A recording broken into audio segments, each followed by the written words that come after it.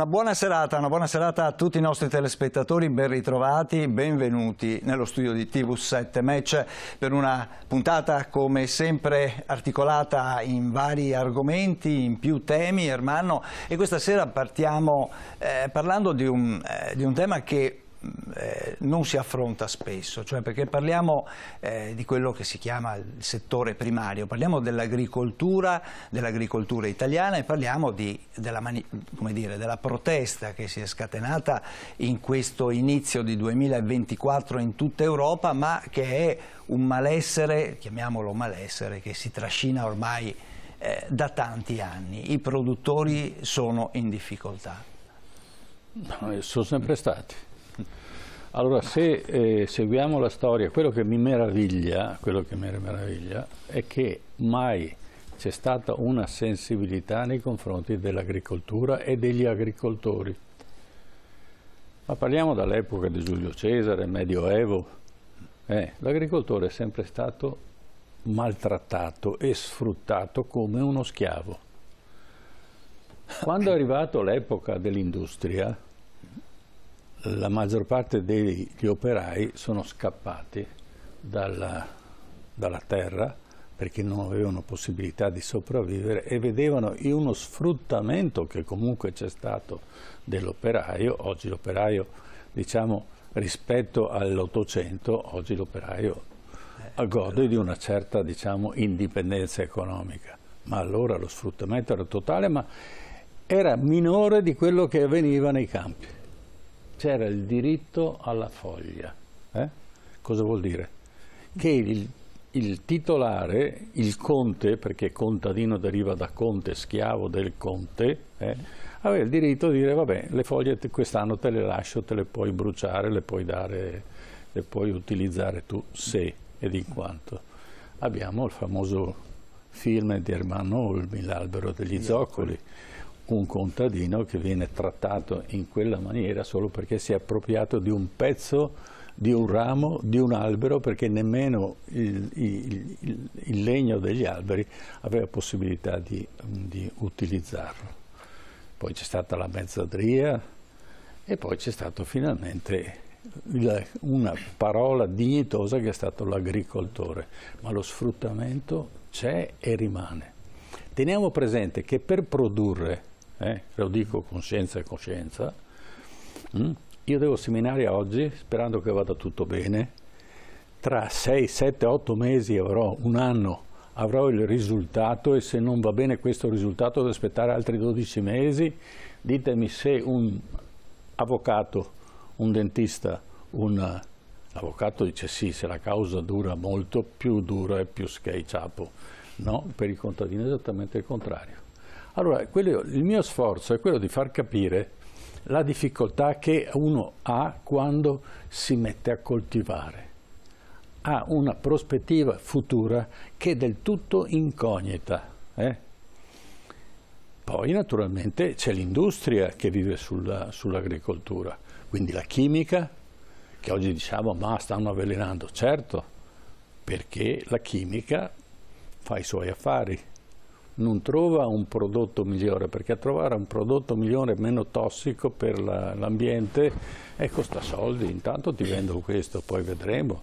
Non so se qualcuno ricorda il DDT, no, che è stato utilizzato e poi abolito.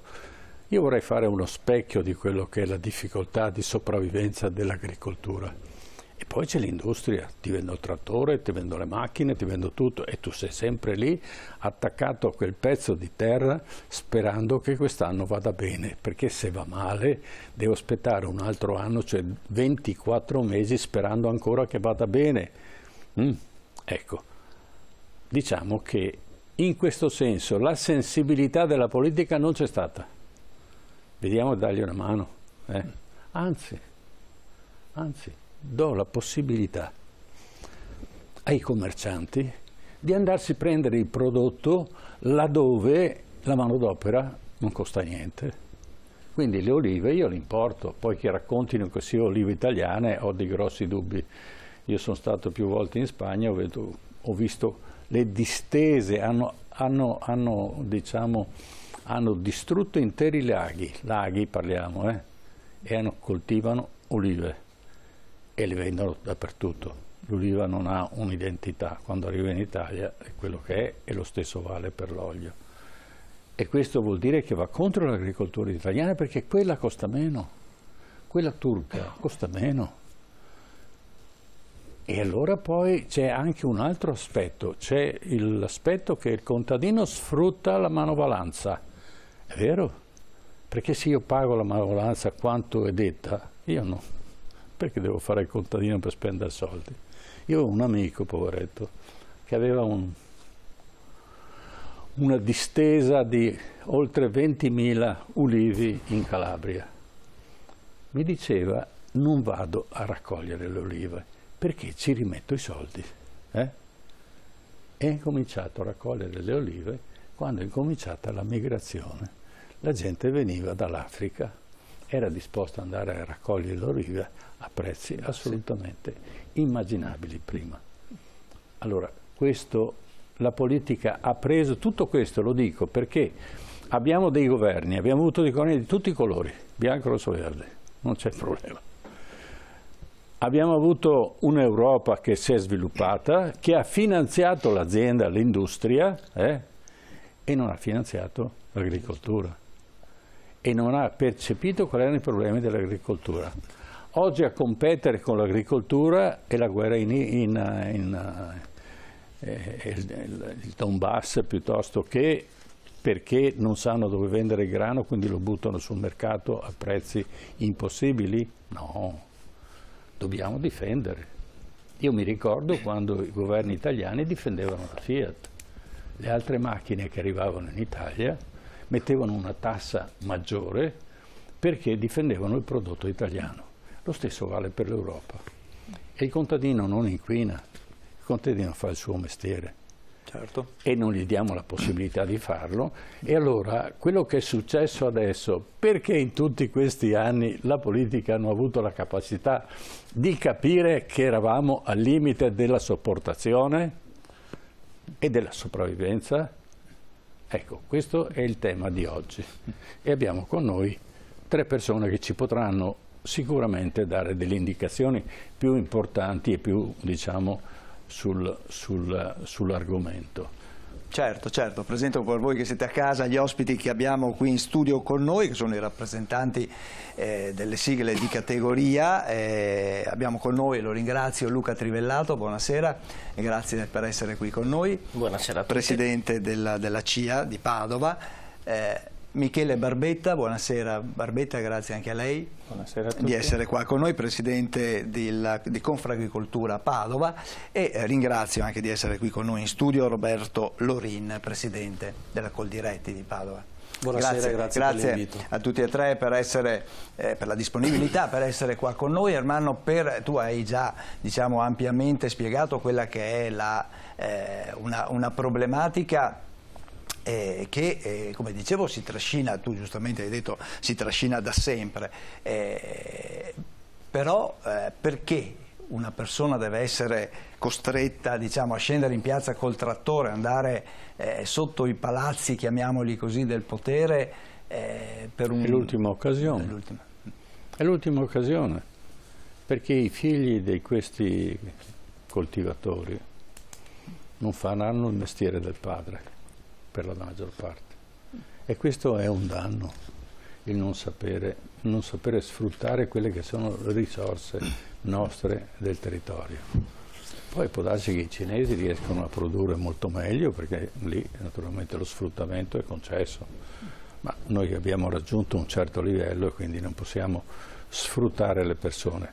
Ma se non vogliamo che le persone vengano sfruttate, dobbiamo creare un'economia che le possa proteggere, e questo è fondamentale. Quindi abbiamo ancora una generazione che ci tiene a lavorare la terra, dobbiamo saperla conservare e dare dignità, cioè uno deve essere orgoglioso di essere contadino, lavoratore della terra, agricoltore, e non andare con il trattore e fare 5.000 chilometri per andare a protestare. Ma dove siamo? Ma pensate che questa sia civiltà? o ci siamo dimenticati della parte più produttiva che abbiamo sul territorio, che è l'agricoltura, e tutto il resto, perché è in crisi tutto il resto, perché l'industria è in crisi in questo momento, e allora scarichiamo sulla spalla degli agricoltori queste, e non solo, ma addirittura la von der Leyen dice ma certi prodotti non si possono e poi certe cose non si possono fare, che vada lei a farle. Io vorrei la von der Leyen che andasse sui campi a lavorare, quanto faticoso e quanto è rischioso. Io non ho certezza, si chiama impresa perché io ho un rischio, ma l'impresa agricola è molto più rischiosa di un'impresa industriale. E soprattutto c'è una cosa, che l'imprenditore agricolo non ha in mano il mercato, deve passare attraverso delle strettoie attraverso le quali il prezzo lo fa chi compra e non chi vende. E perché? Io ho conosciuto uno dei più grandi importatori di grano a Napoli, ha fatto RTV 63, io l'ho aiutato, gli ho dato tutte le tecnologie che erano necessarie perché non capiva niente, poveretto, era un altro mestiere, e gliel'ho dato assieme al presidente del Banco di Napoli che era Pasquale Acampora, quindi due personaggi di livello più che elevato. Dice, quando arriva l'ora, quando vanno a raccogliere il grano, io butto giù, io butto sul mercato una tonnellate di migliaia di tonnellate di grano, perché quando è il momento di comprare, questo me lo diceva molti anni fa, non so se la cosa è rimasta, quando poi è il momento di andare, diciamo, i contadini vendono il grano e si trovano un mercato a ribasso e dopo me lo compro e dopo cresce e ci gioco io. Questo si comprava il grano che veniva dall'Ucraina quando c'è stato Chernobyl, non so se mi spiego, cioè il grano era radioattivo e noi ci siamo mangiati il grano radioattivo, gli hanno rifiutato una nave perché è arrivata a Bari, porto, e la gente stava male e hanno capito che dipendeva dalla nave che veniva appunto dall'Ucraina con il grano radioattivo e l'hanno spedita. Ecco, questi sono i personaggi che poi cascano sulla schiena degli agricoltori che si alzano alle 5 di mattina, che vanno a arare di notte. Ma quando mai noi facciamo queste cose? Non so se mi spiego. Ecco, in questo senso lascio la parola al nostro primo ospite. Prego, se lei può aiutarci a darci un quadro rapido di quello che è la situazione. Io l'ho presa molto alla larga, ma oggi l'agricoltore che vantaggi ha a continuare a fare il suo mestiere? Avrà un futuro per i propri figli? Sta investendo per i figli? Cosa sta succedendo? Perché per fare incazzare un agricoltore bisogna essere non bravi, di più. Prego. No, assolutamente, allora ci sono diversi piani che, come lei ha anche descritto in maniera molto precisa, riguardano una parte storica, una parte attuale e una parte che è tutta da costruire, che è quello del futuro del nostro comparto. Per quanto riguarda la parte del presente, il terreno di gioco, chiamiamolo così, è un po' quello che ha descritto anche lei. Noi ci troviamo di fronte a un commercio mondiale di materie prime, di prodotti agricoli, di quelli che vengono considerati le commodities, per cui i beni agricoli di largo consumo, nei quali il prezzo viene determinato non da chi produce ma da dei mercati che sono in funzione della disponibilità globale di quello che è la materia prima. Che sono manipolati sostanzialmente. Che si comportano esattamente come i mercati finanziari, per cui che hanno degli elementi che sfuggono, diciamo, alla determinazione del produttore, ma che riguardano elementi di gestione del prezzo che sono altre dinamiche. Noi ci troviamo ovviamente in un paese invece che ha dei propri costi, dei propri modelli produttivi, che fa vanto anche dei propri modelli produttivi, che implicano un particolare tipo di attività sul campo e quindi anche di utilizzo di quello che sono i fitofarmaci, di quello che sono le tecniche agronomiche, di quello che sono i momenti della raccolta per avere un prodotto di qualità, perché il nostro settore da diversi anni a questa parte, insomma, ha fatto della qualità il proprio vanto, il proprio orizzonte, perché è la maniera corretta di confrontarsi, almeno secondo ovviamente anche chi è orgoglioso del lavoro che fa, di poter proporre un prodotto di qualità. È chiaro che un prodotto di qualità ha dei costi che sono di un certo tipo. Allora, in questa cosa qua il valore finale del prezzo di vendita dei nostri prodotti non è riuscito nell'arco degli anni a vedersi garantito quella marginalità che dà quello che aveva detto lei, direttore, dignità al lavoro,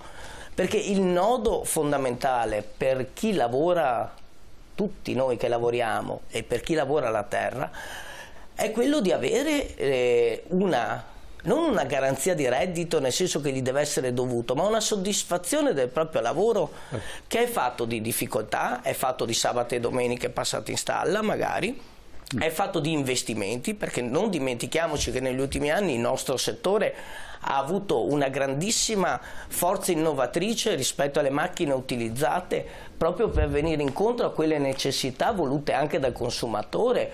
Macchine che permettono l'ottimizzazione, per cui la riduzione dei fitofarmaci, la riduzione dei concimi, la riduzione nell'utilizzo dell'acqua, tutte queste operazioni qua, che sono state anche in parte finanziate dall'Unione Europea, finanziate quindi dai contribuenti di tutta la comunità europea, sono stati investimenti che abbiamo affrontato come categoria, per i quali però dopo non c'è stata una valorizzazione economica del prodotto, perché appunto la vendita, il prezzo del prodotto è determinato in altre maniere. Allora noi abbiamo già chiesto come CI Agricoltori Italiani, anche assieme alle altre organizzazioni, che il ragionamento sul prezzo e sul valore della filiera sia un elemento sul quale la politica deve assumere il proprio ruolo di governo, cioè governare quei processi per i quali si riesca a dare soddisfazione al nostro comparto, partendo da un presupposto fondamentale dal quale dobbiamo tutti partire. Il comparto primario è strategico. Certo. Se noi non partiamo da questo elemento qua, culturale, dal quale dopo discende tutta un'altra serie di ragionamenti, però noi dobbiamo manifestamente postulare, assumere come elemento determinante in qualunque ragionamento che l'elemento primario, che il settore primario è strategico. Certo, certo. E soprattutto una cosa, dare dignità al lavoro, ma soprattutto dare garanzie, cioè il risparmio per l'agricoltore è un sogno, Cioè se vende un pezzo di terra allora dice lo metto da parte, se no l'agricoltore sta sempre correndo dietro ai soldi e non ci sono le banche che aiutano. Prego Barbetta, ci vuole confortare in questa direzione purtroppo per spiegare perché questa gente si è messa in mezzo alle autostrade e è andata fino a Bruxelles e a Bruxelles ha trovato delle barriere peraltro, quindi anche in questo senso non hanno avuto un minimo di dignità i politici. Prego. Dottor Armanno, lei ha fatto un'analisi abbastanza dettagliata e ha fotografato la provenienza da dove è arrivato il mondo agricolo e lo stato in cui si sta trovando. Diciamo che da diverse settimane tutti quanti stiamo assistendo, come ha detto lei, dove sta andando questa agricoltura, a queste manifestazioni libere, di liberi agricoltori che stanno manifestando il loro dissenso. Voglio dire, è iniziata, l'abbiamo visto in Germania, l'abbiamo visto in Francia, l'abbiamo visto nei paesi dell'est, l'abbiamo visto prima nei paesi del nord. Però in tutte queste manifestazioni il minimo comune denominatore c'è qualcosa che perché ognuno ha uno specifico argomento, una scintilla che ha fatto scattare la protesta, però la cosa che accomuna tutti, anche la Spagna poi e l'Italia adesso, è questo malcontento, questa disapprovazione per la politica agricola europea. Questo Green Deal, denominato Green Deal, oggi non è assolutamente condiviso, è stato imposto da una comunità economica europea. Gli agricoltori erano stati interpellati, come Confagricoltura Nazionale da subito avevamo, e mi sembra di essere stati l'unica associazione sindacale a dire da subito al nostro governo: guardate che non va bene questa politica economica, questa europea, però non siamo stati ascoltati, e questo è il frutto adesso di quanto è stato deciso. Se facciamo un po' di cronistoria, vediamo che l'anno scorso abbiamo visto la protesta degli agricoltori e allevatori olandesi perché hanno iniziato a manifestare contro il governo olandese, perché sono state imposte chiusure negli allevamenti. Loro avevano un problema di quantità di azoto che distribuivano sul territorio, purtroppo l'Olanda è piccola, lo sappiamo, e quindi avevano un problema di nitrati, di superamento della soglia nitrati, per cui lo Stato ha imposto una chiusura agli allevamenti, e questa è stata la scintilla scatenante.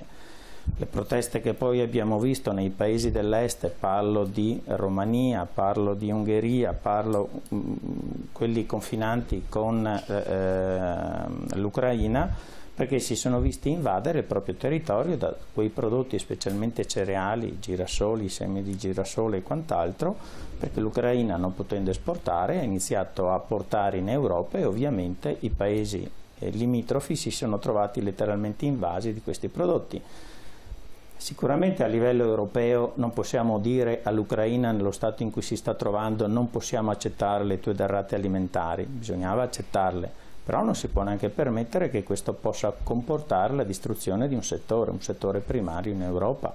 E l'Europa compra i prodotti e li regala agli africani. Certo, la politica europea, l'Europa, la comunità europea doveva dire: quel cereale, se vogliono aiutare l'Ucraina, non sono gli agricoltori europei che aiutano li aiuteranno, ma non può ricadere la guerra sulla schiena degli agricoltori. Prego. Io stavo spiegando cosa è successo. La comunità doveva intervenire, doveva acquistare queste partite di cereali ad un prezzo che doveva andare a discutere con l'Ucraina. Mi risulta che in porto a Ravenna ci siano navi che stiano scaricando mais a 14,50 € di provenienza ucraina. Questo non è possibile. Per i telespettatori il prezzo adesso del mais? Del mais siamo sui 20 e 500, una cosa bassissima. Quindi chi ha mais se lo deve mangiare.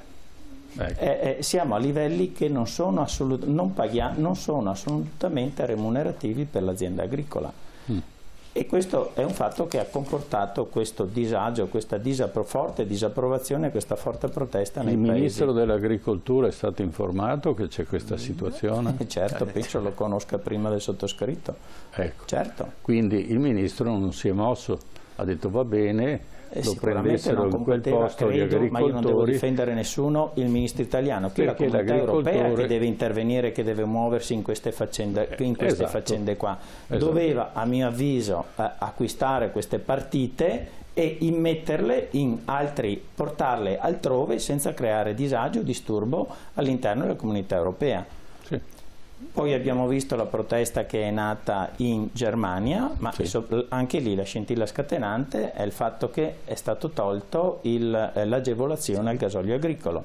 Come da noi, ma come in tutto il mondo, l'agricoltura, le macchine che sono impiegate in agricoltura vanno essenzialmente a gasolio agricolo. Certo. Gasolio agricolo, rispetto che, come i consumatori hanno visto che il prezzo alla pompa è cambiato in maniera sensibile, questo l'abbiamo visto anche in Campania. Diciamo che il gasolio agricolo è aumentato, togliendo le agevolazioni aumenterebbe tantissimo, raddoppierebbe di costo, e questo è improponibile per un settore che ha già pochissimi margini o non è assolutamente, vedersi raddoppiare il costo energetico.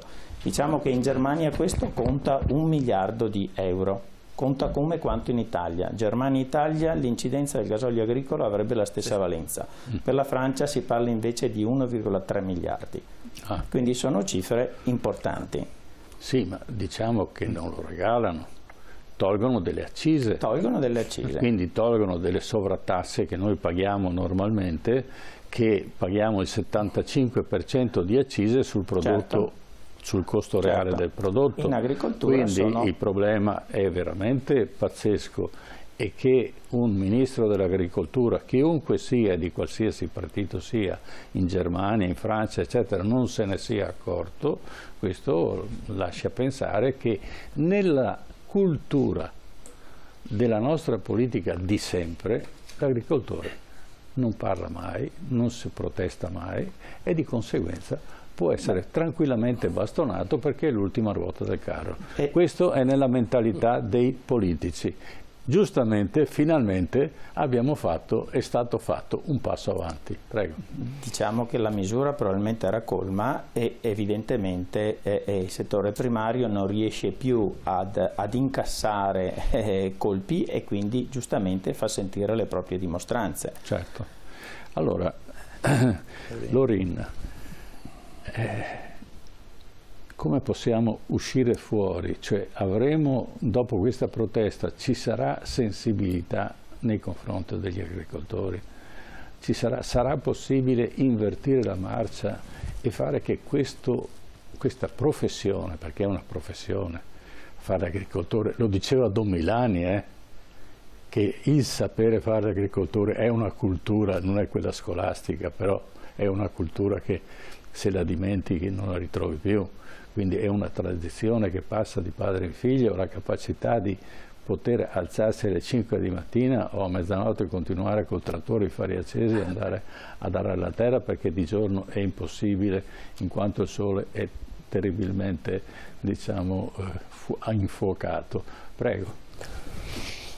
Beh, allora, i temi chiaramente come enunciati effettivamente sono notevoli e complessi. Io vorrei partire un attimo dalla protesta che insomma abbiamo spostato la settimana scorsa. Io ero a Bruxelles assieme alla delegazione di Coldiretti proprio a manifestare davanti al palazzo per portare una voce importante di un'Europa, di una politica agricola che non è nelle nostre corde, e non è nelle nostre corde per il semplice fatto che assimilare tutta l'agricoltura europea in un unico schema non è possibile. Le do un dato che, ripeto, ho avuto modo anche di leggere, mi ha particolarmente colpito.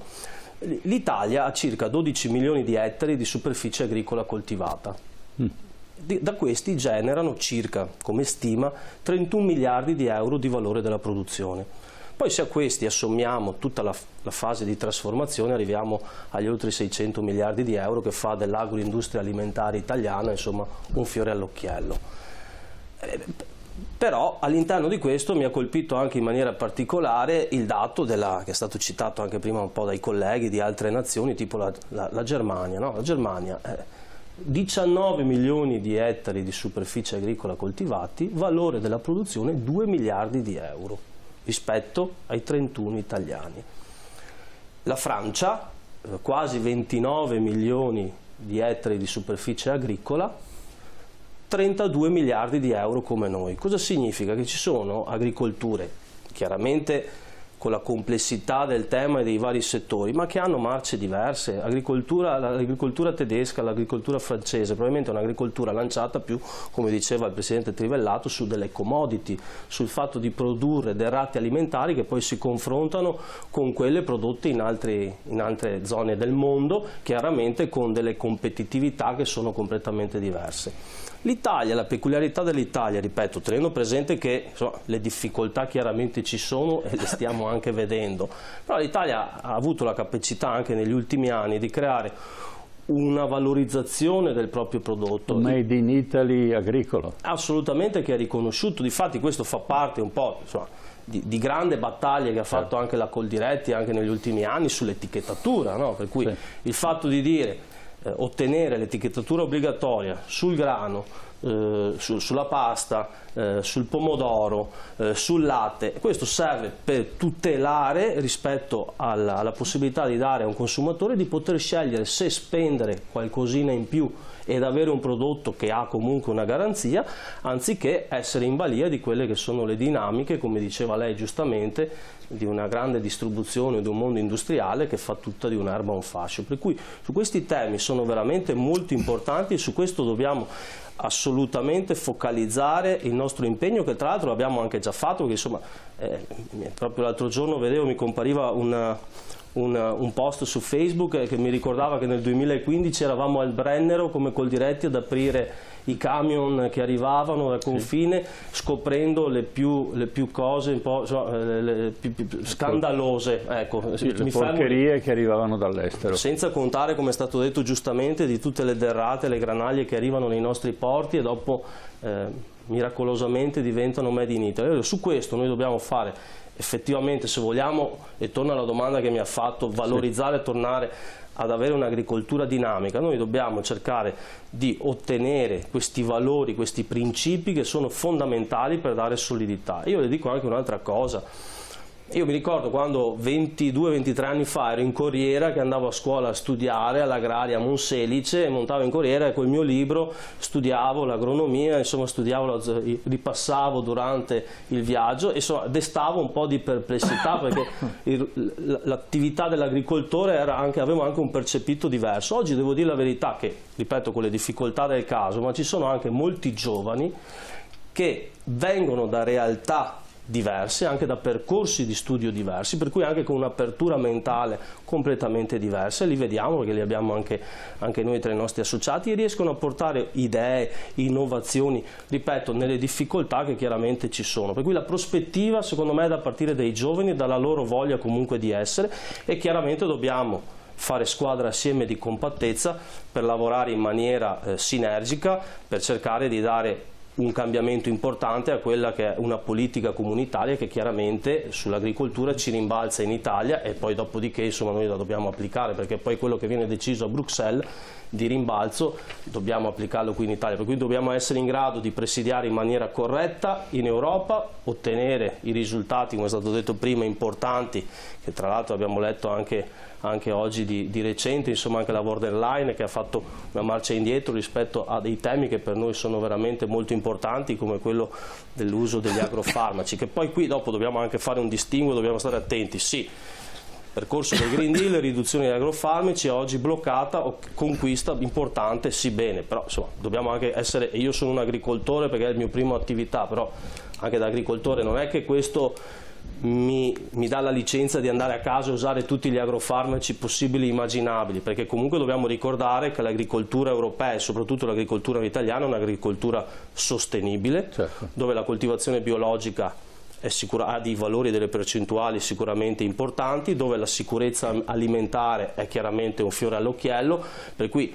al di là di questo dobbiamo contestualizzarlo poi in un contenitore che è un po' più ampio, altrimenti corriamo il rischio di dare anche dei messaggi sbagliati nei confronti dei consumatori, sui quali anche noi abbiamo cercato di fare una grande opera di comunicazione, perché è importante dare comunicazione al consumatore di poter capire, individuare, scegliere il cibo, perché mangiare bene significa poi anche, quasi sicuramente come è stato dimostrato, vivere bene, certo, vivere meglio e magari pesare meno anche su delle economie.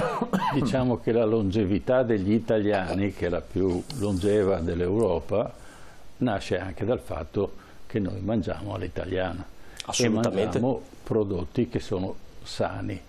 E questo naturalmente è una cosa fondamentale. Difatti non a caso insomma, la cucina made in Italy, la cucina mediterranea è stata iscritta insomma, come patrimonio all'UNESCO, insomma, per cui diventerà insomma, un emblema di un made in Italy che, ripeto, deve partire dall'agricoltura, dal cibo, dal turismo, per consolidare insomma, una nazione che sicuramente ha delle peculiarità che ci sono invidiate da tutto il mondo, insomma, per cui chi è che non vorrebbe venire qui in Italia ad assaporare, gustare, però noi dobbiamo essere anche in grado di dare quello che effettivamente è il nostro prodotto e non che sia un prodotto, no, che deriva da altre situazioni, insomma. Sì, noi abbiamo un certo tipo di poca autostima. Assolutamente.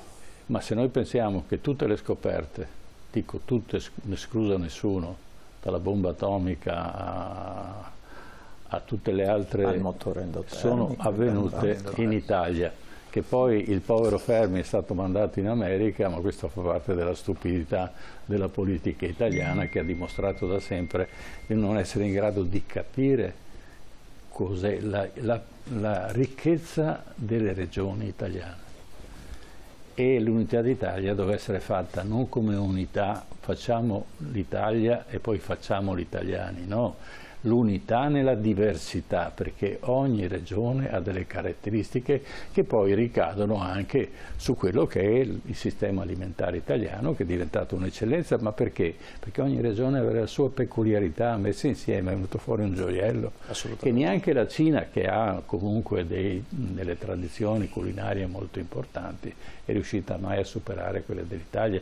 E vuol dire che la cultura si faceva anche a tavola, si faceva sul fornello la cultura. E si fa ancora. Si fa ancora, per fortuna.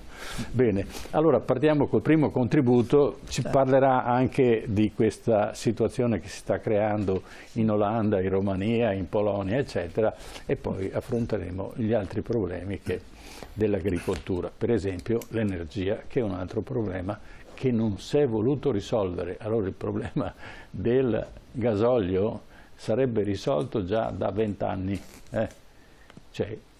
ma ne parliamo dopo. La protesta degli agricoltori è una protesta che parte da lontano. I trattori hanno bloccato le strade, hanno assediato i palazzi del potere dall'Olanda alla Romania, poi in Polonia, in Francia, dall'Italia, dalla Germania, per arrivare anche a Bruxelles. La protesta dunque continua perché non si vede una via di uscita. Il problema è che gli agricoltori non guadagnano e lavorano in perdita. Per loro produrre costa più del prezzo minimo a cui possono vendere il prodotto.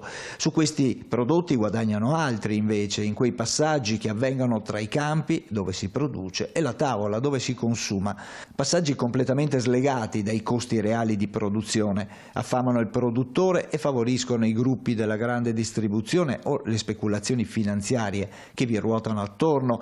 Partiamo da un semplice dato dell'Organizzazione delle Nazioni Unite per l'alimentazione e l'agricoltura. Nel 1910 la percentuale del prezzo di un prodotto agricolo che veniva riconosciuto al produttore era del 40% circa. Nel 1997 questa percentuale si è ridotta fino al 7% e ora è scesa ancora di più. Ecco perché i produttori lavorano in perdita, e a perderci poi siamo tutti noi, perché poi questi costi sono coperti dagli aiuti e dai contributi erogati dall'Unione Europea. Ad esempio, il grano duro italiano negli ultimi mesi del 2023 è stato pagato 35 centesimi al chilo, vale a dire il 494% in meno rispetto al prezzo medio di un chilo di pasta. I pomodori, nel passaggio dal campo agli scaffali della grande distribuzione, vedono aumentare il loro prezzo del 230%.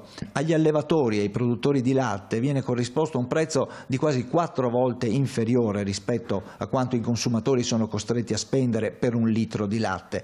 Quello che accade nei passaggi della filiera ormai una vera e propria speculazione, e a chi chiede tutele viene risposto che non è possibile perché nell'Unione Europea ci troviamo nel libero mercato. La grande distribuzione così gioca al ribasso, sfuggendo ai meccanismi regolatori dell'Unione Europea, e ci sono state vere e proprie aste al ribasso con prezzi decisi magari alla borsa di Chicago, indipendentemente dal valore reale della produzione.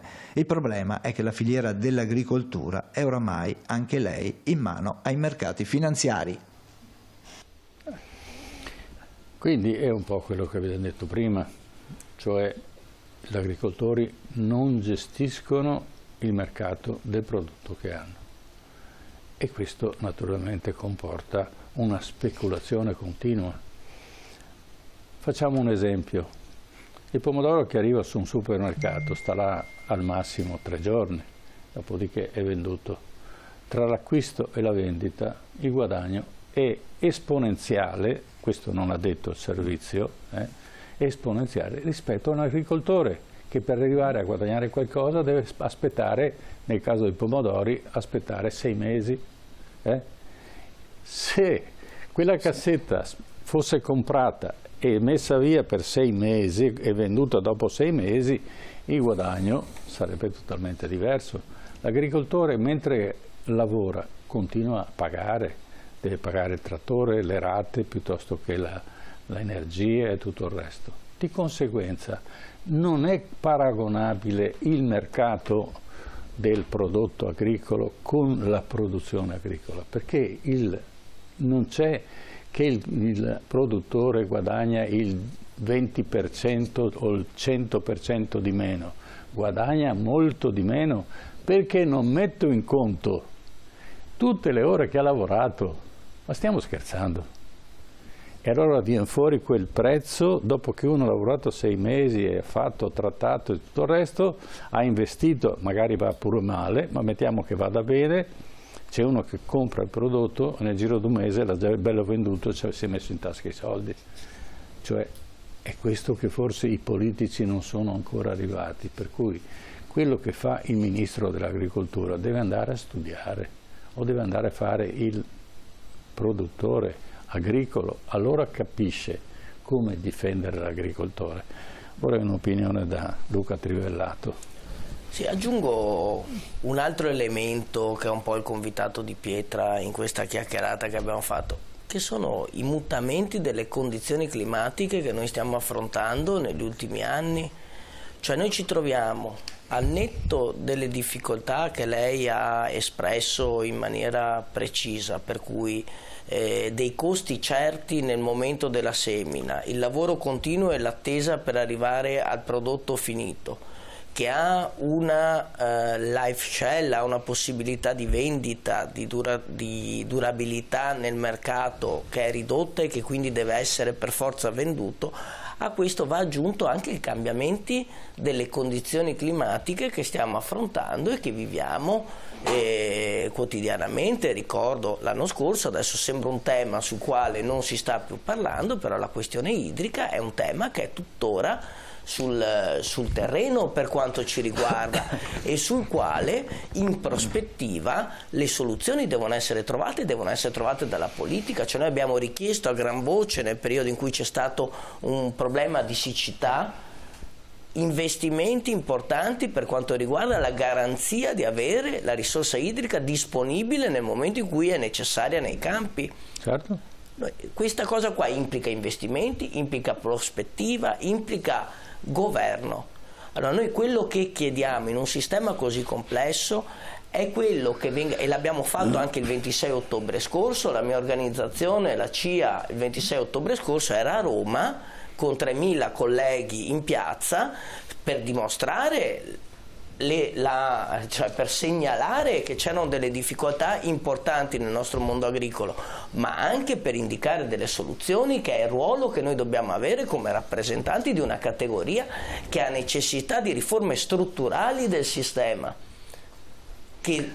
sulle quali va ragione, perché come diceva il presidente Lorin, il mondo agricolo non è un tutt'uno e quindi la medicina da somministrare al nostro mondo agricolo deve essere diversificata in funzione di quello che ha bisogno l'azienda agricola, che è un patrimonio, ma è un patrimonio non solo in termini del prodotto che riesce a fare. Io su questo, guardate, noi ci stiamo battendo molto anche nei confronti del consumatore, che deve essere un nostro alleato, perché l'azienda agricola non è solo valorizzazione di un prodotto, di una cultura, come diceva lei direttore prima, di un saper fare, di una gestione, ma è anche un presidio del territorio che permette nelle aree marginali il mantenimento delle condizioni anche di tenuta idrogeologica dei terreni, mantenimento della biodiversità dei nostri territori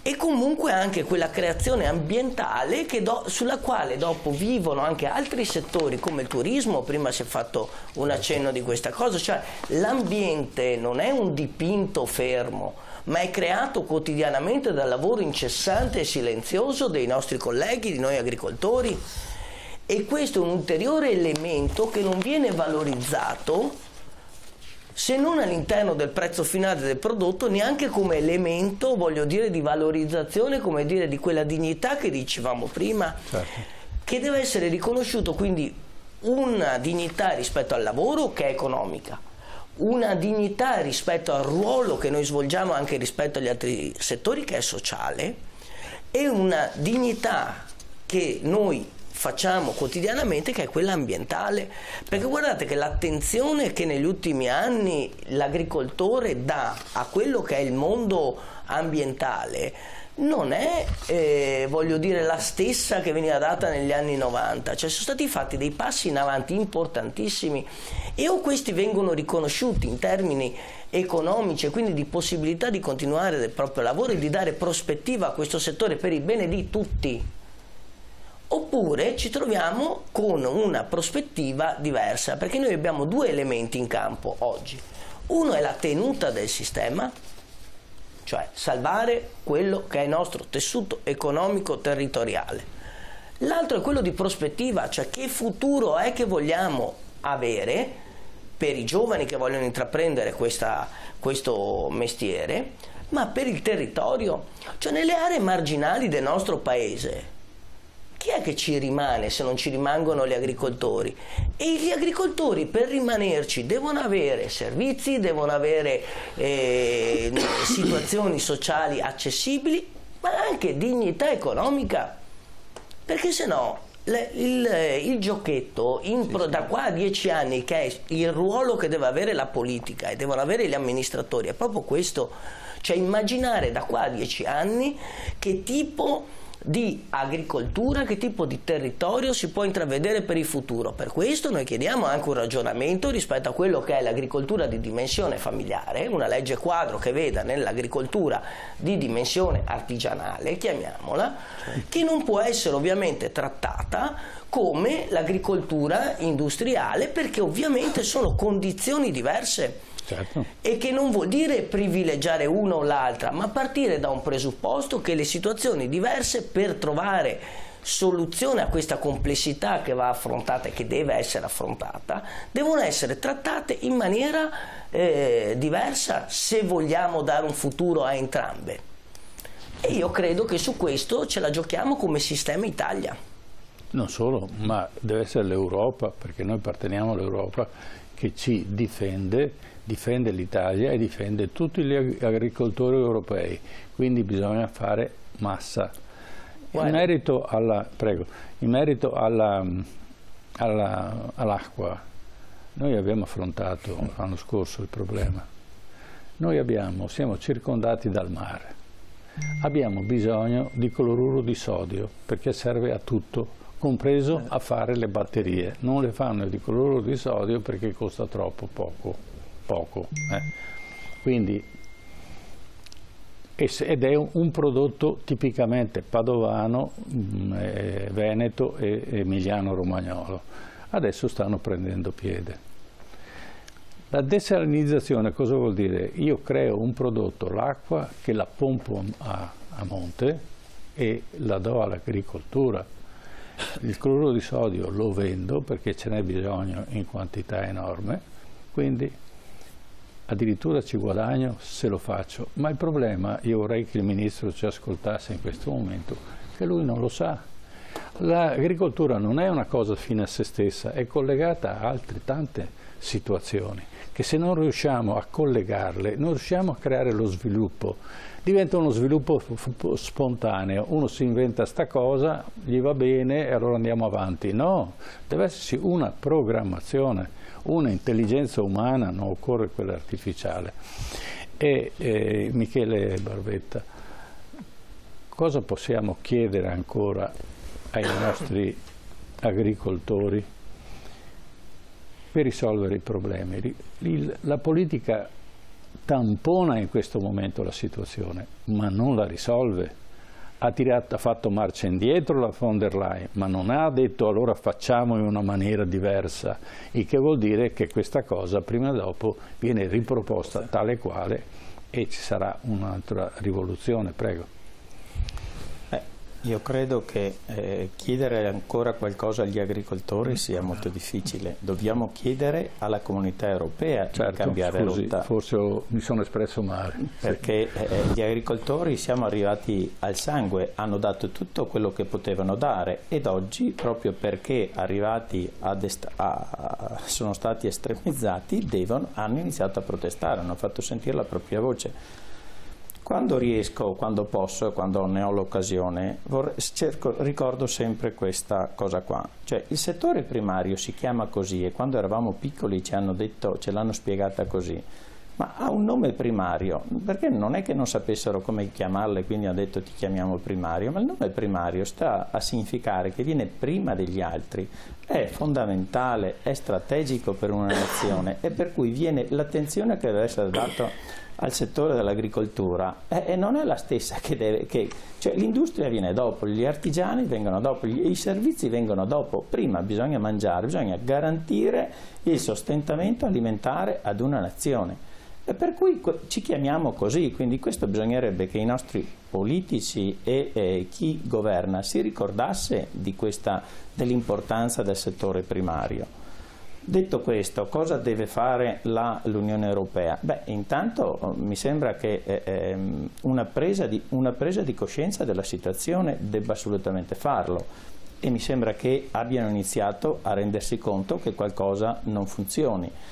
I francesi sono molto incazzati. In 15 anni i francesi sono passati dal secondo posto come esportatori mondiali di prodotti agricoli al quinto posto.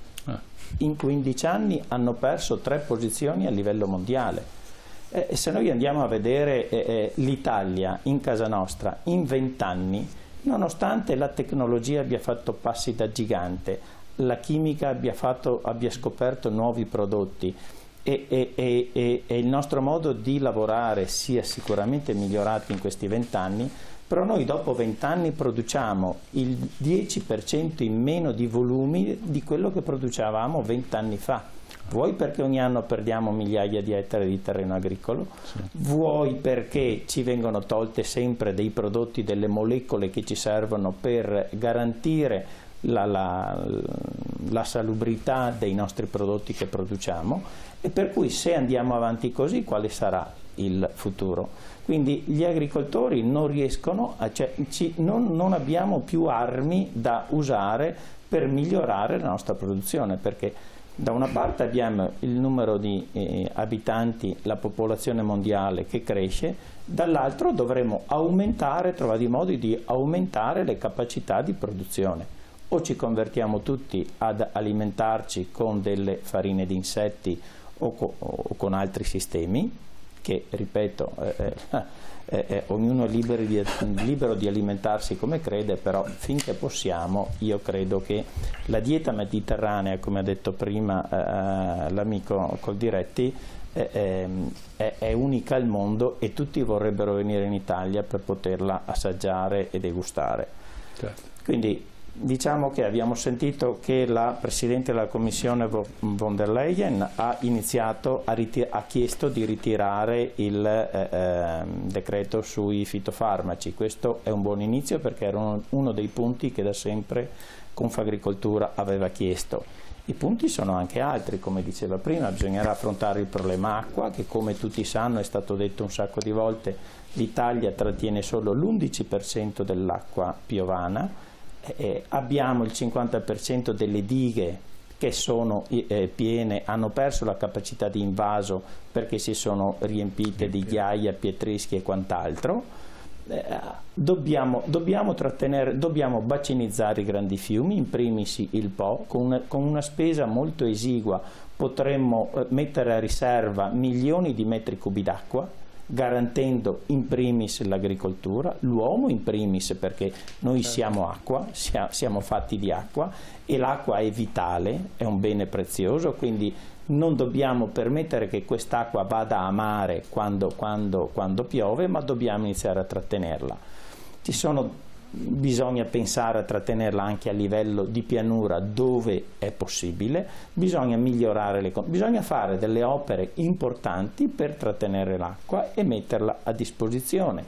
Bisogna muoversi sul discorso energia e qui fortunatamente a livello nazionale abbiamo appena concluso 2 bandi, gli agrisolare, che è il fotovoltaico sui tetti riservato alle aziende agricole, che ha visto la presentazione di ben 20.000 domande. Ha superato, che è importante, adesso al 31 di gennaio è appena uscita una graduatoria che hanno vagliato 10.000, tra la prima e la seconda hanno vagliato circa 10.000 domande, quindi hanno vagliato metà delle domande presentate, quindi C'è una direzione che sta andando verso un certo indirizzo e darà sicuramente dei risultati, però bisognava arrivarci prima, bisognava farlo prima. Sicuramente, parlando di fotovoltaico, dobbiamo dare il primo appoggio deve essere fatto sui tetti di fabbricati rurali, che ce ne sono tanti, ma non solo, mi permetto di dire, di fabbricati rurali, ma bensì di tutti quei fabbricati che possono essere disponibili in primis. In più ci sarebbe il duplice beneficio che si potrebbe asportare l'Eternit, che ancora è abbondantemente presente sul territorio, e ogni tanto sentiamo che purtroppo qualche cittadino, ahimè, ne fa ancora le spese, perché viene a contatto con questa terribile, con questa molecola che ricordiamo essere l'amianto. Cioè, sono tanti i punti che bisogna Confagricoltura, la fiera nazionale di Verona, la fiera dell'agricoltura, ha incontrato il Ministro, ha consegnato al Ministro il proprio carteggio, le proprie proposte, che adesso comunque si è impegnata a migliorare raccogliendo tutte le idee sul territorio, per far sì che il 26 andremo a Bruxelles e consegnarle alla Commissione europea come Italia, come proposte che l'Italia propone per il settore primario, per il settore agricolo. Certo, certo. Bene, allora vediamo il prossimo contributo, ne abbiamo ancora uno poi, agricoltura, settore da proteggere. In 15 anni in Europa sono scomparse 5.300.000 aziende agricole, di queste quasi 600.000 erano italiane.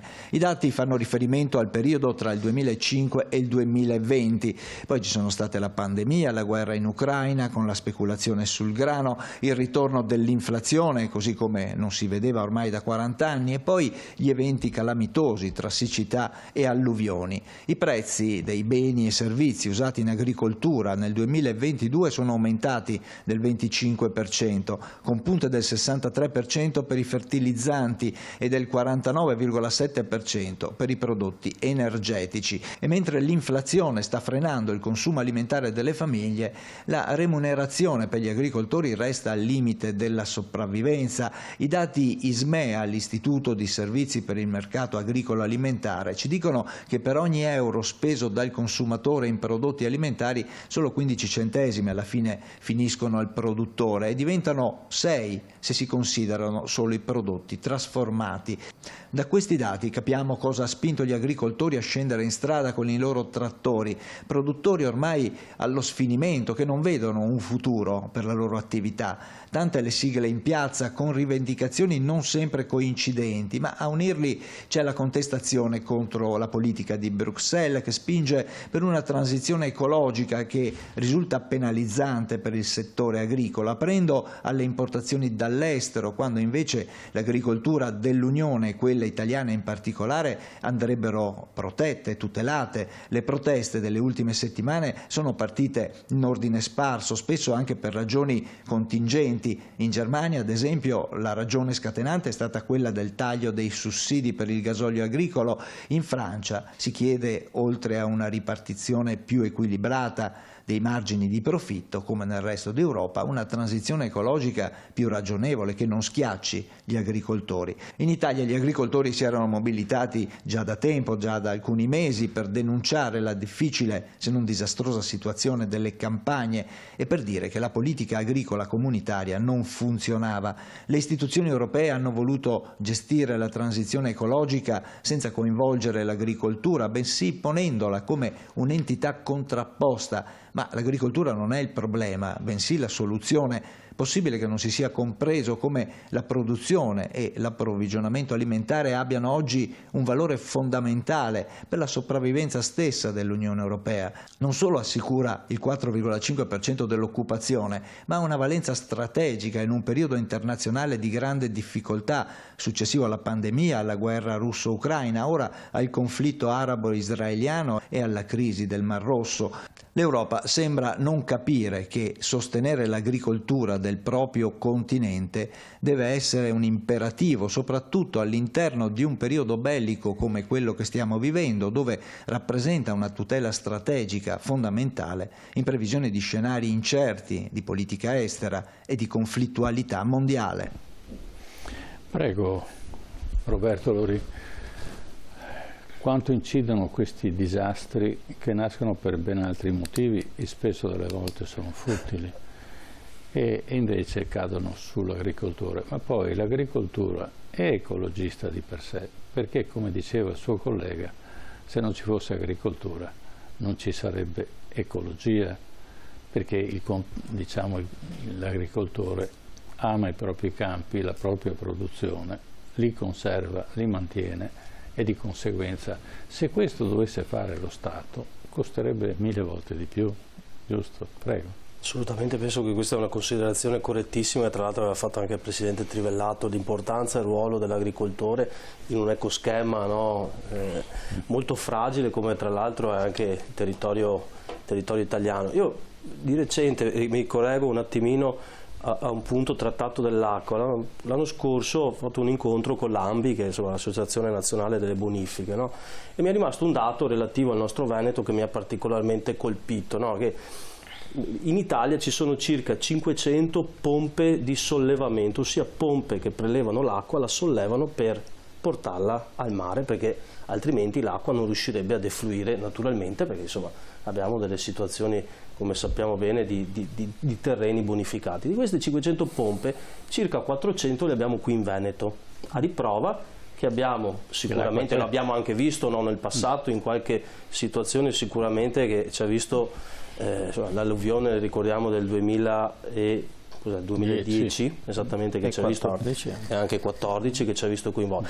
Per cui insomma un territorio che è produttivo, importante, ma altresì fragile, no? E dove anche la civilizzazione, le costruzioni, insomma la cementificazione ha fatto chiaramente anche un attimino il suo ruolo. Per cui qui diventa importante, come si diceva, avere un piano strategico anche per quelli che sono gli invasi, la capacità di riuscire a trattenere l'acqua sia nei momenti di deficit che di abbondanza. Per cui questo è un aspetto importante dove anche l'agricoltore contadino può essere altresì custode, no? con la manutenzione che quotidianamente lui riesce a fare anche nel suo appezzamento, nei suoi terreni. Tornando un attimino a un livello un po' superiore, io penso che insomma, senza voler fare assolutamente politica, però a giugno abbiamo, insomma, da cittadini italiani e cittadini europei avremo un ruolo importante, no? Che sarà quello di determinare quello che sarà il futuro Parlamento europeo e di conseguenza la prossima programmazione. Perché ripeto, in questi ultimi 5 anni insomma, abbiamo vissuto delle situazioni insomma, che anche noi insomma, come associazione Coldiretti abbiamo cercato anche di contrastare anche in tempi non sospetti, no? Siamo andati contro il commissario Timmermans, no? Che se vi ricordate voleva paragonare l'agricoltura zootecnica, paragonare come delle emissioni paritetiche a un'industria, per cui cose, insomma, la carne sintetica che lì sembrava dovesse passare, no? Un attimino, qualcuno ci ha anche accusato un po' di oscurantismo inizialmente, ma poi abbiamo visto infatti che siamo riusciti anche come associazione a portare un movimento in Europa, dove tra l'altro in Italia è passata, come sapete bene, questo decreto che ha bloccato temporaneamente la possibilità di coltivare la carne. Abbiamo visto con piacere che poi in Europa anche altri 12 nazioni hanno seguito un po' il filone dell'Italia, hanno sottoscritto anche loro un trattato comune, per cui insomma, in questo caso l'Italia sta cercando insomma, di riacquistare anche dal punto di vista politico quella credibilità nel mondo agricolo che probabilmente prima nel passato non aveva. Per cui su questo filone noi dovremo sicuramente insomma, capire che sarà fondamentale poi a giugno, no?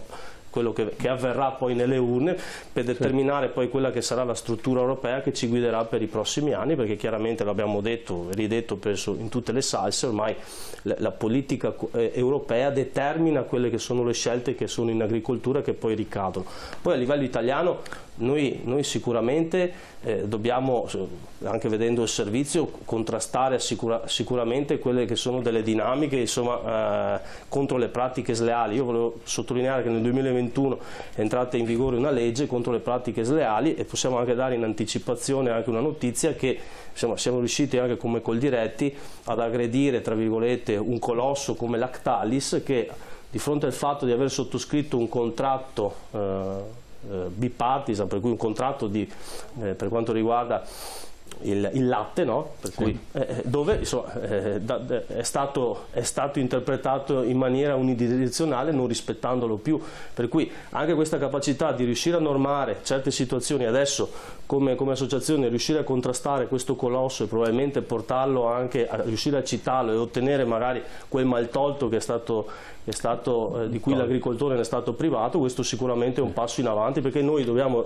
tornare come agricoltori a essere prioritari all'interno della filiera. Questo diventa strategico. Noi dovremmo riuscire, con le strumentazioni che abbiamo, ad avere la governance della nostra filiera, del nostro prodotto, e a questo punto avere dei tavoli di trattativa con l'industria. Proprio ieri ero a Roma in un'assemblea plenaria di Coldiretti e si parlava proprio di un caso del latte di capra degli amici pastori sardi, che nel 2019 il loro latte veniva pagato 0,51 centesimi dall'industria. Dopo questo accordo che è stato fatto, ad oggi il valore del latte è di 2,20 euro, per cui insomma è chiaro che ci sono stati chiaramente i rincari e tutte le dinamiche che abbiamo visto, però insomma riuscire a dialogare, riuscire ad essere partecipi della nostra produzione sarà sicuramente strategico e fondamentale per il futuro, e gli strumentazioni sicuramente le abbiamo, gli strumenti li abbiamo, perché insomma stiamo anche realizzando un progetto importante con il Consorzio Agrari d'Italia, per cui potrebbe essere la quarta azienda agroindustriale a gestire il prodotto di noi agricoltori, interfacciarsi direttamente con l'industria, per cui riuscire ad avere quel rapporto anche contrattuale che oggi un singolo agricoltore non può avere. E come diceva prima Trivellato, dobbiamo fare dei distingui, perché anche all'interno della nostra compagine agricola abbiamo delle aziende che chiaramente non sono in grado, no, di riuscire ad avere un approccio commerciale di questo tipo. Nessuno può gestire un mercato a livello europeo o mondiale, ma bisogna mettersi tutti insieme per fare massa e avere la capacità contrattuale. E soprattutto quello, ripeto, torno a ribadire, quello di valorizzare le nostre eccellenze, i nostri prodotti, il Made in Italy, perché un altro tema che a noi sta particolarmente a cuore è l'Italian sounding, no? La contraffazione. Abbiamo anche visto, no? Il famoso parmesan americano, no? Come molti produttori nel mondo scimmiottano, no? Prodotti italiani, e tra l'altro sembra che questo scimmiottare possa valere circa 120-130 miliardi di euro, che invece di produrre appunto prodotti che non hanno niente a che fare con l'originale Made in Italy, se li potessimo produrre e valorizzare noi sarebbe un ulteriore vantaggio per quelle che sono le nostre produzioni, per cui questo è fondamentale, riuscire a tutelare al massimo quello che è il valore delle nostre produzioni. Ha perfettamente ragione, perché il Made in Italy in America è estremamente copiato e vendono più, diciamo, le copie del Made in Italy, Parmesan, ma anche sui prodotti, diciamo, vestiari, piuttosto che invece l'originale. L'originale costa sempre troppo, perché chiaramente ci speculano, e invece vanno poi a completare, a sanare la richiesta del mercato con prodotti interni che chiaramente non sono gli stessi e non hanno la stessa garanzia di qualità, di bontà e tutto il resto. Ecco. Sì, ma gli americani non lo sanno. Questo è il problema. Tra l'altro cito un breve episodio che mi coinvolge. Mio cognato, che ormai da 15 anni vive in Australia, no? Lui è paladino chiaramente del Made in Italy, per cui lui vive lì da 15 anni, insomma si è fatto la sua cerchia di amici, e chiaramente da buon italiano cerca di valorizzare quelli che sono i prodotti, no? Per cui comunque c'è una comunità italiana presente che produce, lavora anche con prodotti italiani. Però è paradossale che molto spesso l'australiano, insomma, apprezza di più il prodotto contraffatto, no? Perché magari è lineare su quelle che sono delle caratteristiche sensoriali che lui apprezza, rispetto al prodotto italiano. Per cui l'opera che dobbiamo fare, oltre che a contrastare, è anche di spiegare che il nostro prodotto non è fatto così, ma è fatto così ed è buono così, e anche insomma di entrare in una mentalità che insomma non è sempre così semplice anche da scalfire, per cui insomma ci sono due aspetti, anche quello di comunicare in maniera corretta quelle che sono le nostre eccellenze, insomma, che a volte vengono confuse o rimescolate nel calderone. Rimescolate, certo. E questo naturalmente, un'azione di questo genere che per esempio i giapponesi fanno per i loro prodotti, ci sono delle nazioni che proteggono molto efficacemente i propri prodotti, e questo naturalmente non viene fatto in Italia. L'Italia è un mercato un po', speriamo che me la cavo, e in realtà invece creiamo dei sottomercati che guadagnano molto di più sulla schiena nostra. Ma adesso a questo punto partiamo col terzo contributo, che pesticidi, marcia indietro di Bruxelles. Dopo settimane di proteste, manifestazioni e blocchi stradali, arrivano le prime concessioni agli agricoltori da parte dell'Unione Europea. Le proteste sono arrivate sotto i palazzi di Bruxelles e, considerata l'imminenza del voto europeo, comincia ad arrivare anche qualche retromarcia. La Presidente della Commissione, Ursula von der Leyen, ha annunciato che proporrà al Collegio dei Commissari europei il ritiro della proposta legislativa sui pesticidi. Si tratta di uno dei punti del cosiddetto Green Deal, la cui cancellazione dovrà essere ratificata dal Collegio. Il regolamento sull'uso sostenibile dei fitofarmaci prevedeva che gli agricoltori riducessero l'uso dei pesticidi del 50% entro il 2030. Il Parlamento europeo aveva però bocciato il disegno di legge nel novembre scorso. La proposta quindi verrà ridiscussa in futuro. Tradotto, se ne parlerà nella prossima legislatura europea, perché nessuno vuole rischiare in vista del voto in programma tra il 6 e il 9 di giugno. La Presidente von der Leyen ha poi aperto alla possibilità di aumentare gli incentivi per l'agricoltura, così come fatto anche da Charles Michel, Presidente del Consiglio europeo. Gli agricoltori, dice, meritano di essere rispettati per il lavoro gigantesco che fanno a nostro servizio. Il ritiro della proposta sui pesticidi, secondo gli agricoltori, salva il 30% delle produzioni alla base della dieta mediterranea. Le produzioni comunitarie sarebbero state soppiantate da quelle extraeuropee con standard qualitativi più bassi. 8 prodotti su 10 ritenuti pericolosi per la sicurezza alimentare vengono infatti dall'estero, ma al di là della retromarcia sui pesticidi proseguiranno le altre battaglie, da quella legata al taglio dei fondi europei per l'agricoltura, calati di circa 100 miliardi di euro negli ultimi 10 anni, così come non sarà accettato nessun taglio alle risorse economiche della politica agricola comune, facendo riferimento anche all'obbligo di lasciare il 4% dei terreni agricoli incolti e all'accordo che agevolerebbe l'ingresso nel mercato europeo dei prodotti sudamericani. Sul fronte interno, intanto, il governo non ha ancora trovato la soluzione sul ritorno dell'IRPEF per gli agricoltori, che continuano quindi nella loro protesta. Ecco, allora naturalmente le proteste servono soprattutto a far capire che l'agricoltore è stanco, non ha più bisogno della pacca sulle spalle. Così come è concreto l'agricoltore è estremamente concreto, perché sennò non ne viene fuori, e quindi presente nel suo lavoro. Altrettanto deve essere la politica, che la politica ha tutto da guadagnare se l'agricoltura va bene. Quindi non è un regalo che facciamo all'agricoltura, è soltanto prendere atto che siamo rimasti indietro di qualche secolo, perché ancora l'agricoltore non viene trattato per quello che è in grado di fare. E al di là di questo, naturalmente, abbiamo delle problematiche energetiche. Cosa vuol dire? Vuol dire che abbiamo distese di campi che sono coltivati, ma abbiamo anche terreni che non vengono usati.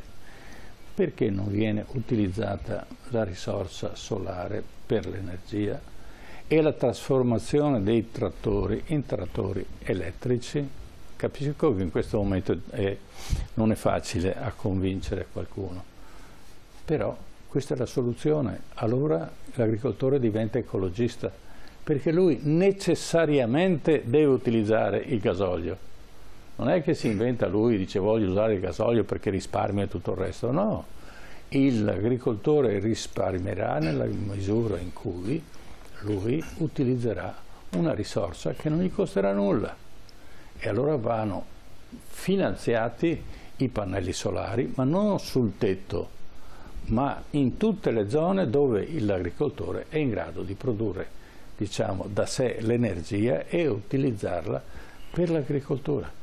E questo è fondamentale, se no non veniamo fuori da nessuna parte. Ma è chiaro una cosa, che andiamo contro gli interessi delle multinazionali del gasolio, del petrolio, del gas, e naturalmente queste nella politica hanno più potere dell'agricoltura. E allora è un momento in cui, proprio in questo momento, è bene darci un taglio. E in questo senso, Roberto Lorini, cosa si può fare? Allora, c'è già un'iniziativa, vi diamo i pannelli solari, ma con quale agevolazione, ed eventualmente la possibilità di fare un consorzio di territorio per cui tutti hanno accesso all'energia di questo tipo o di altra energia, quella eolica, o di altra energia che può essere quella dell'acqua. Abbiamo detto che se facessimo più dighe cambierebbe anche il clima, perché se io d'estate riesco a bagnare la terra e cresce l'agricoltura e il terreno non rimane secco, chiaramente vado a influenzare quello che è il cambiamento climatico. Prego. Chiaro che il tema dell'energia è un tema importantissimo e strategico anche chiaramente per la competitività delle nostre aziende, l'abbiamo visto insomma, senza tornarci anche 2 anni fa, insomma, quando ci siamo tutto d'un tratto accorti che insomma, eravamo russodipendenti sotto il profilo di molte quelle che sono le risorse energetiche, gas compreso. Per fortuna, perché adesso siamo uso-dipendenti e la paghiamo cara. Il tema chiaramente del fotovoltaico è un tema comunque delicato, perché chiaramente sappiamo benissimo poi quella che è anche la sensibilità dell'agricoltore su quello che è il tema del consumo del suolo, per cui insomma abbiamo anche un attimino arginato quella che era un inizio insomma, di pannellizzazione nella nostra nazione, come è stato detto prima, insomma, preferiamo insomma, la possibilità di usare il fotovoltaico sui tetti o eventualmente capire quelle che sono le aree, come lei diceva, magari che non possono essere coltivate, che eventualmente possono essere riqualificate. Tra l'altro tenendo in considerazione che c'è una misura che è anche finanziata dal PNRR dell'agrifotovoltaico, no? Per cui consente, dà la possibilità comunque di coltivare sotto i pannelli fotovoltaici. Questo sicuramente può essere una misura che sicuramente può dare i giusti risultati, le giuste esigenze all'agricoltore. Da qui a dire insomma, che nel stretto giro avremo tutti i trattori elettrici, insomma, anche questo insomma, è un po' difficile, però è chiaramente un percorso noi su quello che è l'autosufficienza energetica, però se non si comincia chiaramente mai si arriva. Però ripeto, torno a dire che dobbiamo anche stare attenti su quello che poi diventa anche un tema di carattere europeo, come l'abbiamo visto anche nel video, che è quello che a me piace sempre ricordare, che lo cita sempre il mio presidente nazionale Prandini, che è il tema della reciprocità, per cui insomma limitare, come abbiamo visto, la coltivazione del terreno, usare insomma, e magari favorire l'importazione dall'estero. Questo è un tema che chiaramente a noi lascia perfettamente molto basiti, perché insomma limitiamo quella che è una possibilità di uno sviluppo di un'agricoltura che abbiamo visto è sostenibile, è green, a favore di importazioni di prodotti e derrate alimentari da paesi insomma, di cui insomma, anche le pratiche agricole eseguite e anche la stessa utilizzo di manodopera non si sa. Difatti insomma, stiamo facendo anche una grossa opposizione, infatti vediamo che anche la Comunità Europea sta prendendo un po' di tempo su quello che è l'accordo del Mercosur, per cui con quell'accordo con i paesi del centro-sud America per quanto riguarda l'importazione, per cui dobbiamo cercare di fare, ripeto, all'interno di un libero scambio che c'è, però dobbiamo anche tutelare quelle che sono le nostre peculiarità, le nostre valorizzazioni agricole, partendo anche da questo. Ecco. Il tema dell'energia è un tema importante, però insomma è un tema che si innesca insieme a molti altri fattori. Io penso che oggi l'agricoltore, come abbiamo visto, che sta manifestando in piazza, che manifesta un po' il suo dissenso. Noi personalmente come associazione rispettiamo chiaramente questi agricoltori che vanno in piazza, perché insomma è di loro facoltà e non entriamo nel merito, però insomma noi pensiamo che oggi la protesta deve essere canalizzata un attimino rispetto a, come abbiamo detto prima, a livelli diversi, come abbiamo detto Bruxelles, e saremo presenti anche noi il 26, e eventualmente ripristinare quelli che sono i famosi blocchi che abbiamo fatto al Brennero, anche per dare un significato importante anche al cittadino e al consumatore, certo, e aprire un attimino quelle che sono delle cerniere che oggi si sono un attimino richiuse, ed evidenziare appunto anche dal punto di vista politico che lo abbiamo visto, molte di queste proteste hanno un fondamento comune, che è una disaffezione generale a quella che è una politica agricola. Però ripeto, noi rispettiamo chi va in piazza, però noi pensiamo come associazione che andare nei luoghi delle istituzioni e far sentire la nostra voce può essere più propedeutico, perché alla fine gli interessi sono comunque gli stessi, insomma, piuttosto che magari bloccare un'autostrada e creare magari quei disagi come che abbiamo visto. Però ripeto, rispetto chiaramente, perché sappiamo qual è il tema, però probabilmente è di più risultato andare, insomma, nelle istituzioni e far sentire la nostra voce come l'abbiamo fatto, insomma, ecco. Bene, siamo in fase di conclusione. Michele Barbetta, una visione un po' generale sull'agricoltura, quale sarà il futuro, ma soprattutto le prossime generazioni di agricoltori, che bisognerà motivare, non solo istruirli, ma anche a motivarli per fare questo lavoro che è estremamente complesso. Prego. È un lavoro che deve piacere, come penso. Certo. Sono fortunati chi esercita un lavoro, e se quel lavoro piace sei doppiamente soddisfatto. Diciamo che l'agricoltore fa questo perché piace, probabilmente in molti casi perché è nato su quel territorio, è nato in quella famiglia agricola, ma spesso vediamo anche realtà che si innescano ex novo, che provengono da tutt'altra esperienza e sono attratte dal mondo agricolo. Questo perché ti dà la possibilità di essere a contatto con animali, con il mondo della natura, con la difesa del territorio, che se ne dica, che molto spesso vogliono spacciare gli agricoltori come quelli che inquinano. Personalmente credo, ma non personalmente, ma sono in molti a dirlo da parecchio tempo, che l'agricoltura è tutela del territorio. Pensiamo solo a cosa succederebbe ai pascoli in montagna se non ci fossero gli agricoltori, che portano i pascoli, che portano le mandrie, che fanno l'alpeggio. Io sono amico del presidente di Belluno, di Confagricoltura Belluno, che saluto, ma che lui mi racconta che ogni anno il bosco invade decine e decine di ettari di territorio, sì, perché è lasciato all'incuria di se stesso, perché hanno il problema della fauna selvatica, che finora nessuno abbiamo nominato, ma è uno dei tanti problemi che sconta il mondo agricolo. Perché? Perché questa moda, perché è una moda quando si parla di benessere animale, è un punto che non abbiamo toccato, è un altro punto, sì, che tra l'altro è previsto nel Green Deal, con delle regole molto stringenti. Tra l'altro non abbiamo parlato delle emissioni, che anche questo, sì, comporta. Hanno classificato che i nostri allevamenti, io sono un allevatore di galline ovaiole, produco uova biologiche, uova convenzionali, ma hanno paragonato i nostri allevatori alle ciminiere dell'Ilva, all'industria siderurgica e quant'altro, ma all'industria chimica. Ma è una pazzia solamente a pensarlo questo.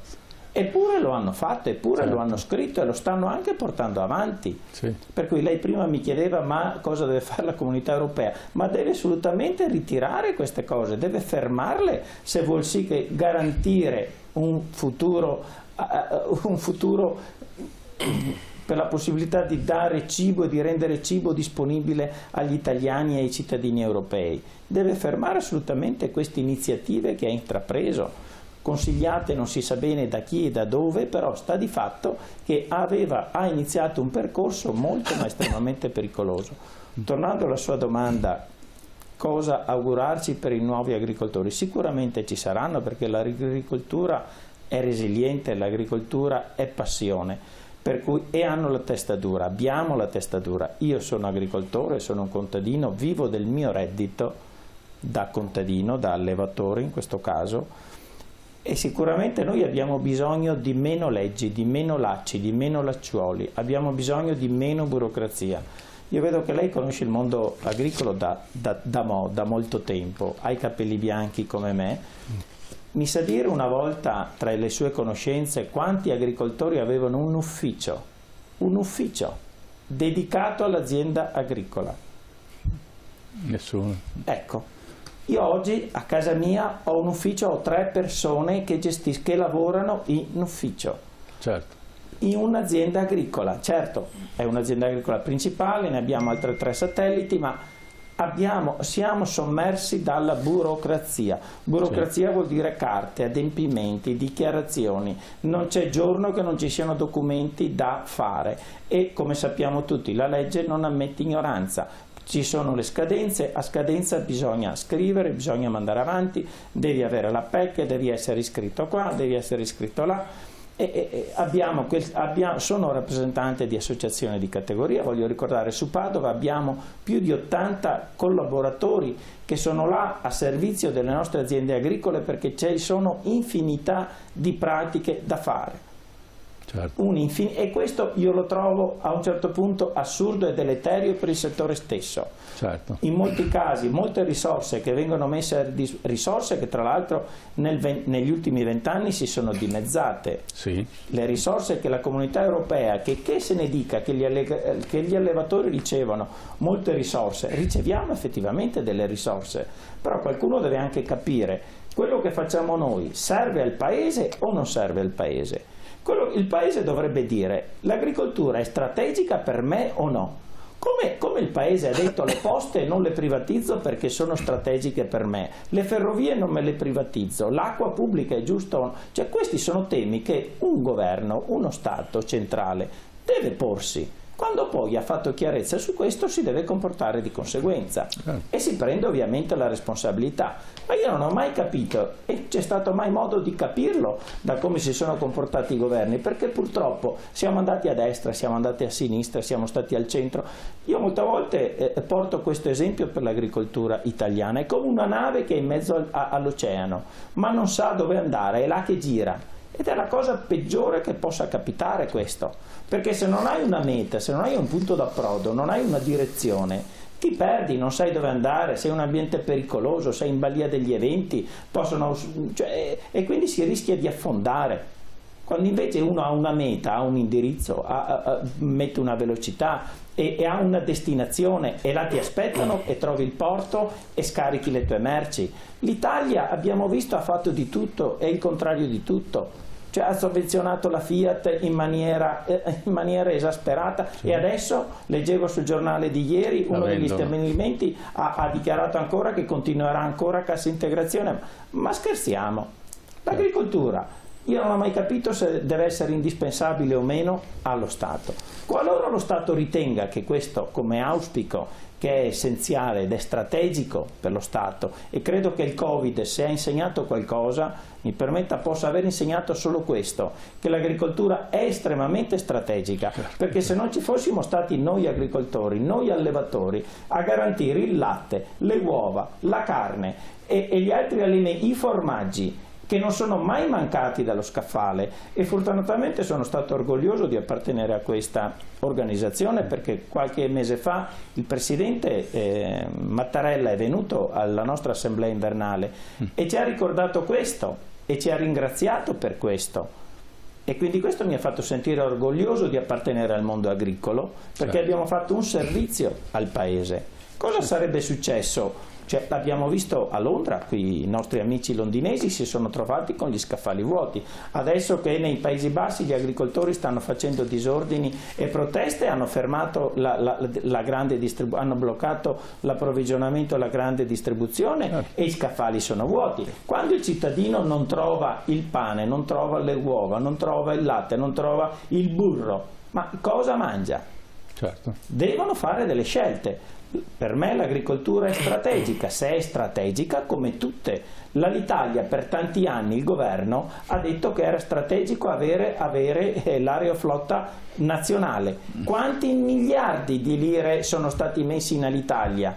E l'assurdo della cosa è che quando cambiavano amministratore delegato, nonostante avesse fatto enormi buchi, ricordiamo tutti, avevano anche delle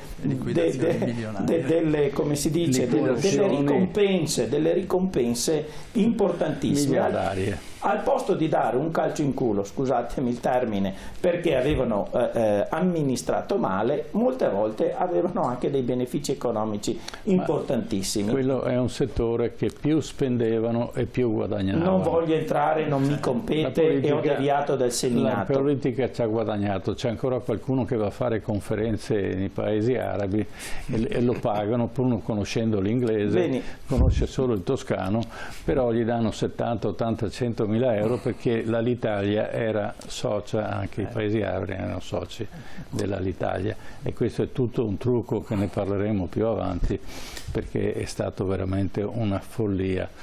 Prego.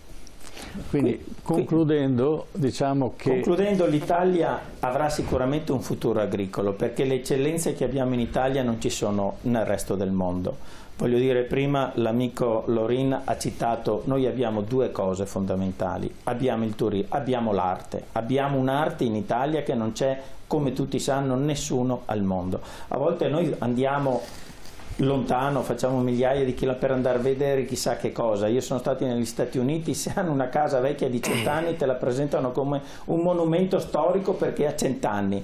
Ma noi abbiamo un Colosseo che ha un migliaio di anni e qualcosa di più. Abbiamo in qualsiasi paese remoto italiano ha delle meraviglie storiche eccezionali, cioè abbiamo l'arte, abbiamo la cucina italiana che ci è invidiata a tutto il mondo e, come è stato ricordato prima, diventerà patrimonio UNESCO. Abbiamo un territorio meraviglioso, noi abbiamo due leve, il turismo e l'agroalimentare e l'agrofood italiano.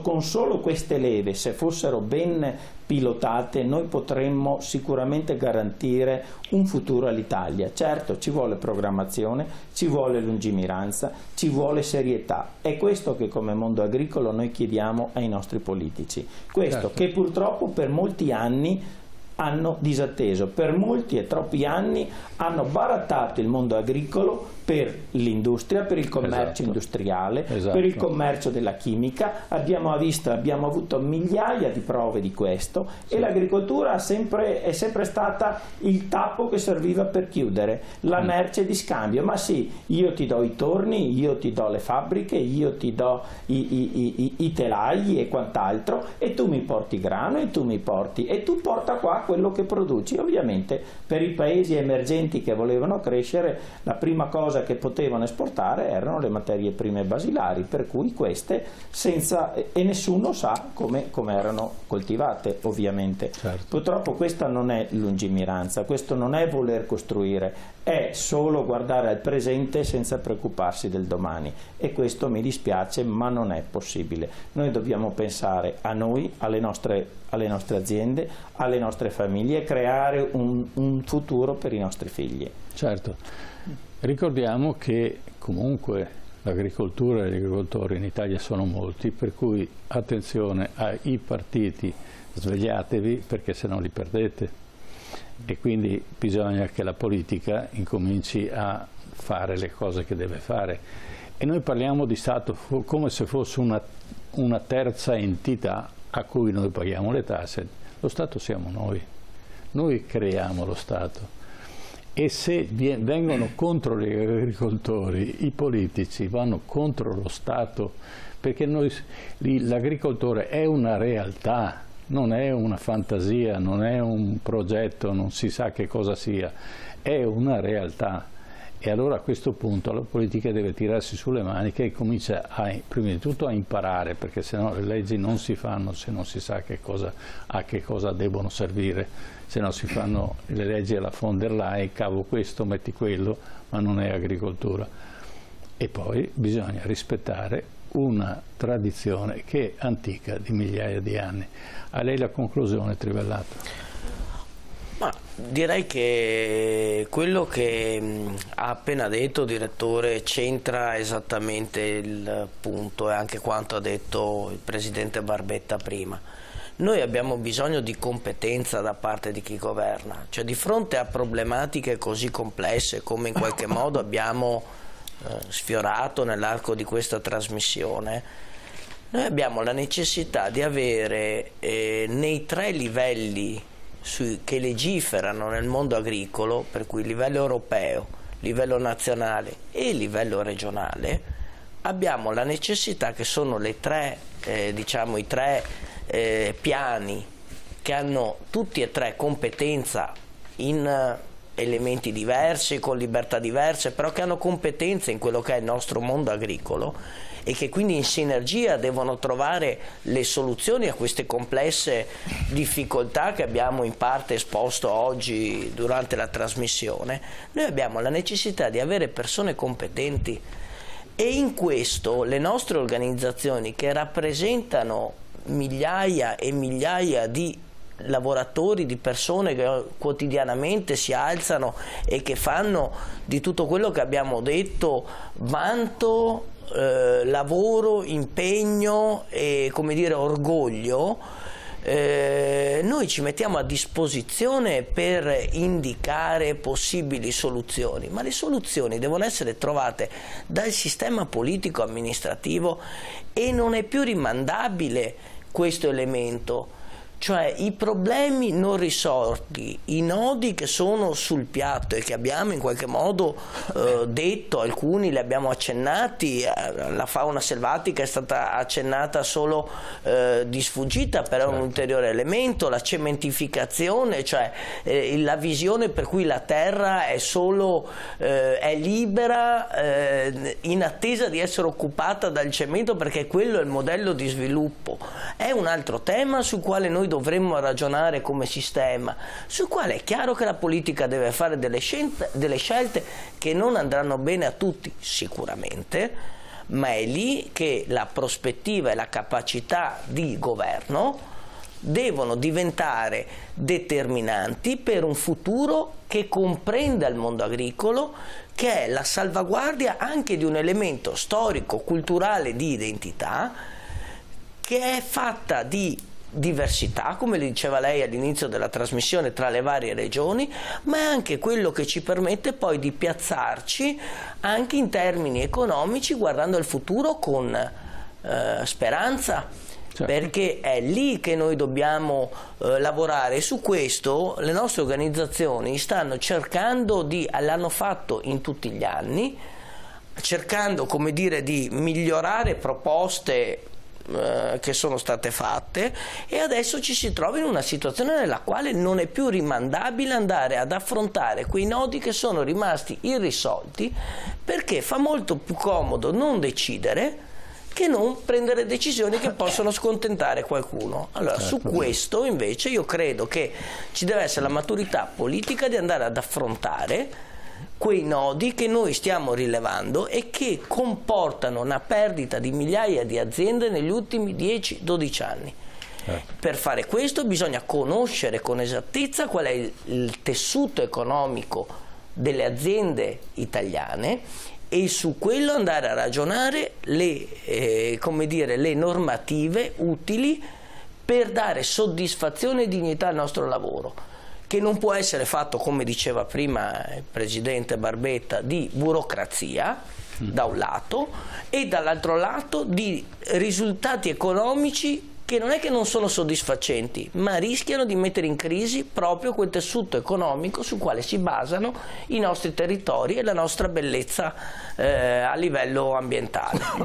Grazie. Allora vorrei sottolineare una cosa, e se ne era parlato anche prima, che l'agricoltura è bella, attrae soprattutto i giovani, perché vivi la terra, e la terra, che è considerata una sorta di, diciamo, viene spesso disprezzata, il vivere la vita dei campi, la vita degli animali, l'allevamento, tutte queste attività che fanno parte del mondo agricolo sono affascinanti.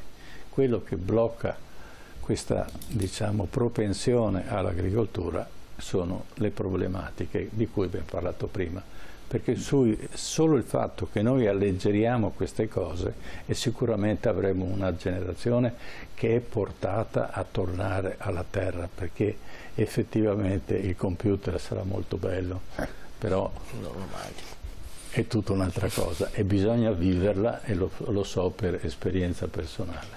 Grazie del vostro intervento, io spero che i nostri telespettatori, soprattutto gli agricoltori, condividano con noi queste opinioni e torneremo sul tema. E non solo, ma abbiamo in programma di fare una trasmissione solo di agricoltura. Prego, lei l'ultima parola. Vorrei approfittare della gentilezza dell'argomento per ricordare a tutti gli agricoltori di Confagricoltura che ci sarà un momento di confronto interno il 15 febbraio al Gran Plaza a Padova.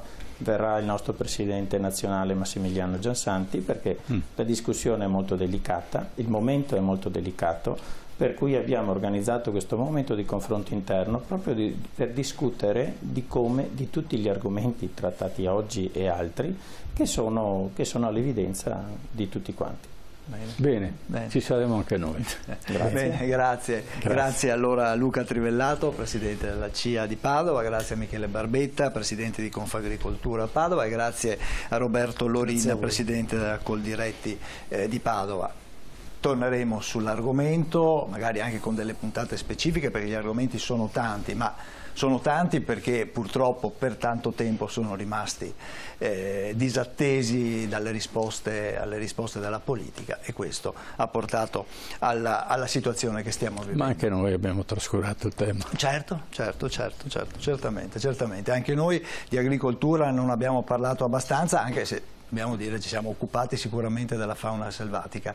Grazie ai nostri ospiti. Adesso per i nostri telespettatori un breve break pubblicitario, poi ritorniamo con la nostra rubrica del memento che questa sera dedichiamo alle sostanze perfluoroalchiliche, quindi all'inquinamento da PFAS, perché alla fine è arrivata la conferma da parte dell'Agenzia internazionale per la ricerca sul cancro dell'Organizzazione Mondiale della Sanità che i PFAS, almeno alcuni, sono effettivamente cancerogeni. Ne parliamo tra poco.